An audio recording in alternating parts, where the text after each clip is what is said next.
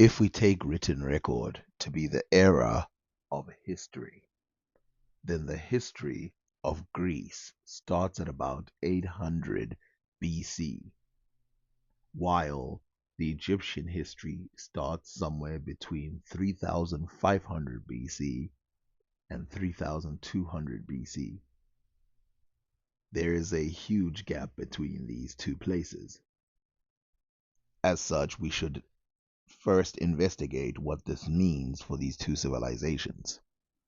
Now, a lot of places always talk about written record in Africa and how there's a lack of written record. There are two things I've noticed, which is a bait and switch for the dark people in Africa, and that is they talk about the Meroitic script that is about 385 BC. What they don't mention is that the Sudanese populations, especially in places like Dongola, they used ancient Egyptian script. They used the ancient Egyptian hieroglyphics. And so the ancient Sudanese history begins at about the same time as the ancient Egyptian. This means that the history of Africa, even in the areas of the extremely dark skinned Nubians or whatever you want to call them, I call them Nubians because it's my favorite word for those people.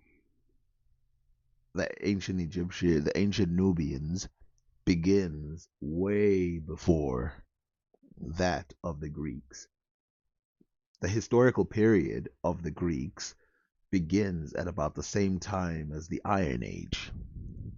And I've shown you that the Iron Age in Africa begins at roughly 500 to 600 years before the one in Greece. All of this is just to say that the history of Greece is understood different for some reason in terms of timelines than the way other people put it. So the problem is the word history has multiple meanings. It can mean your entire past, but it can also mean since writing began. Now, if we take your entire past, the longest humans have been around is in Africa.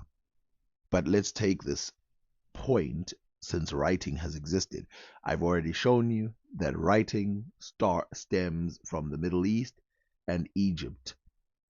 But the one that is accepted today as the majority writing in the West, Africa, the Americas, and throughout the world starts with the ancient Egyptian language, meaning there is no debate to be had about who had it first.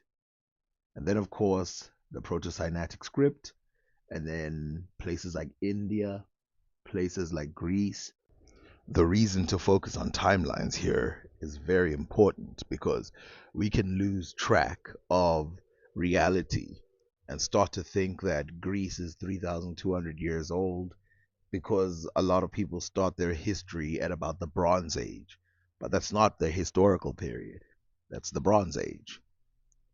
Now, focus more on the writing era, and you will start to notice that Egypt, Greece, and Africa from the time of 800 BC onwards are almost identical. And a lot of the developments that were made by the Greeks was because the Greeks were so late to some inventions that they made the smart move of copying ideas from everywhere.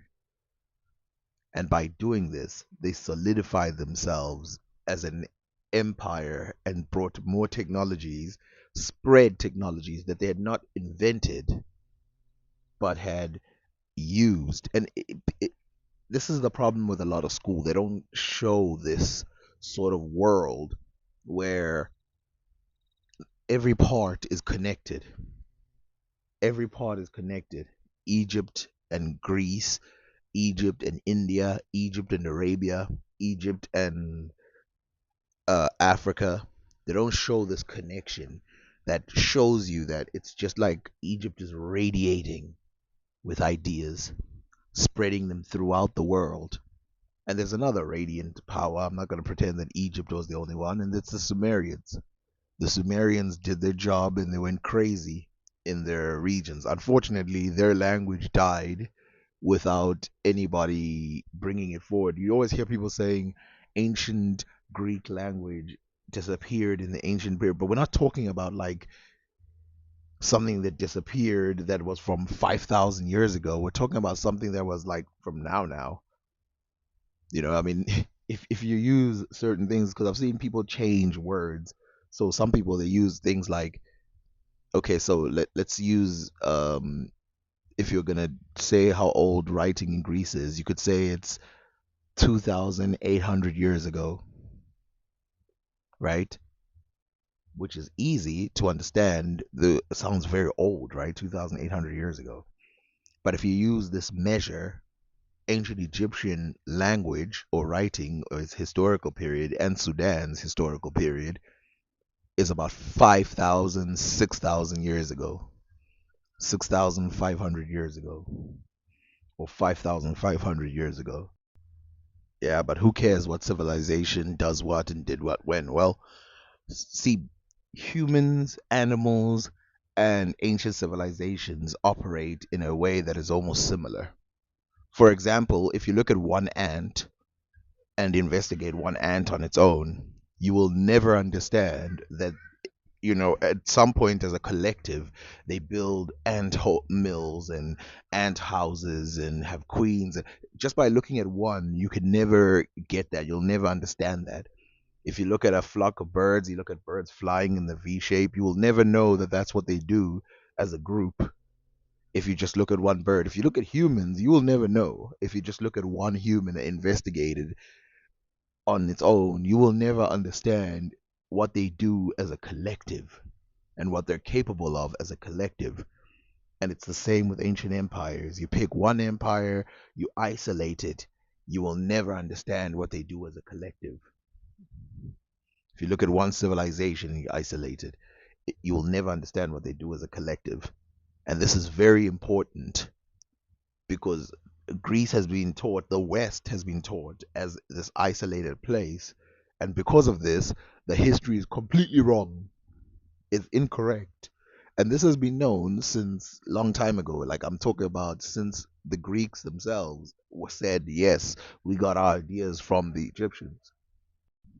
So when we read ancient Greek or Roman writings about the people living in Egypt or North Africa or Ethiopia or the Middle East or even in places like Rome, remember that they're writing closer to us. I mean, you've heard that thing of Cleopatra is closer to us than she is from the beginning of the pyramids.